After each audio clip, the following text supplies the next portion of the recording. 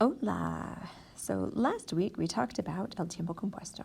And in this video, we're also going to talk about el tiempo compuesto.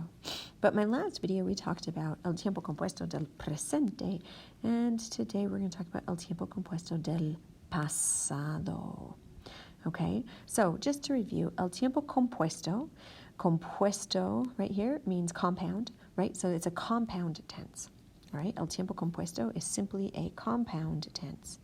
And it's called a compound tense because it is made up of two verbs. If you remember this from last week, we have the verb haber, which means to have, as in to have done something. Right? We need to have that, to have done. Okay, so we have the verb haber, and we also need to have a participio pasado, or a past participle. Now, a participio pasado, this is a verb that usually ends in ado or ido. Of course, there are exceptions. There are always exceptions, such as dicho, hecho, escrito, vuelto. If you want to learn more about participios pasados, please check out the participios pasados video. All right, so in our last video, we talked about this verb haber, and we put it in the present tense, right? And that's going to create the present perfect, and the present perfect is saying, like, I have done something. Now, obviously, if we are in el pasado, el tiempo compuesto del pasado, this verb haber is going to have to be put in the past, in el pasado. So instead of being to have done something, like I have done this, it's going to change to had, right? Like I had already arrived, okay? So let's take a look at el tiempo compuesto del pasado. The first thing that we're going to do is obviously figure out how to do haber in the past, right? What is haber in the past? It's actually quite simple. The past tense we're going to use is the imperfecto. So we have our verb haber. We have our chart, right? So we have yo, and we have tú, and we have usted, and él, and ella, and we have nosotros, and we have ustedes, and we have ellos and ellas, right? So haber in the past is yo había, okay? As in yo había ido, I had gone.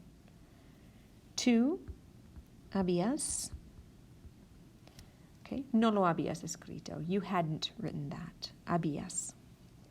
Usted or él o ella sería había, okay? Ella ya había comprado su vestido. She had already bought her dress. Nosotros habíamos entendido. We had understood. Habíamos. And ustedes, ellos, and ellas is going to be habían. Okay? As you can see, it's pretty simple. It's pretty straightforward. Okay? We're just using the imperfecto. It's a regular verb. All right? So those are our endings. So once again, this haber in el pasado is how we're saying had. Like I had done, you had done, we had done, they had done, y'all had done, right? So remember, because it's a tiempo compuesto, we need to have haber with our participio pasado. All right, so let's take a look at it in context, because in context is always better than out of context. Okay, so our formation is haber in the imperfecto, and then our participio pasado. Okay, with el tiempo compuesto del pasado, which is also sometimes called el pluscuamperfecto. Big, huge name. Don't worry about it. Pluscuamperfecto, tiempo compuesto del pasado. Same thing. So with el tiempo compuesto, with el pluscuamperfecto, we're going to use two words pretty often. So they're good words to know. One is ya. Ya means already. Okay? And we use this because if we're talking about something in the past, we're saying it had been done already. Okay? The other one that we use often is, can't spell for some reason, is todavía. Okay, todavía means yet. So like to be able to say he had not done this yet. Okay, so we're going to use these two quite a bit in our examples. So just so you know what they are, ya and todavía. So let's take a look. Let's put some of this in context. So I'm going to say yo. All right, so since it's yo, if I look at my possibilities, I'm going to say it's había, right?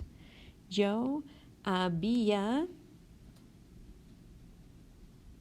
And now we need our participio pasado, right? Because we can't do this without our participio pasado. Yo había visto la película.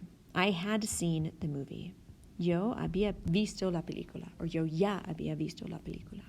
Okay, let's try one with two. And if I come up here, let's see. So if I'm looking at my chart, two, it would be habías, right? Tú habías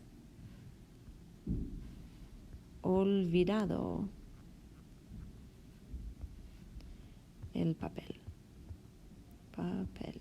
Okay, you had forgotten the paper. Tú habías olvidado el papel.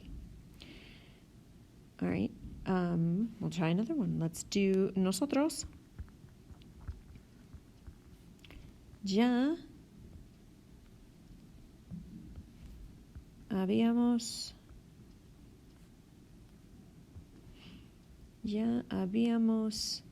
ido. Okay, so this would be we had already left. Nosotros ya habíamos ido. If you look at this, look at the placement of ya. We put it before the verb or after the verb. We don't put it in the middle of the verb. Habíamos ya ido would not make any sense. Even though in English we would say we had already gone. Okay, so you don't, putting this over here, right, it is not an option, all right? So ya is always outside of the phrase. Nosotros ya habíamos ido. We already had gone. It sounds a little weird in English, but that is how it is in Spanish. All right, let's do one more example. We'll say ellos no. Same thing with no here. No needs to be outside of my phrase. Nosotros no, or ellos no habían, and we'll say llegado.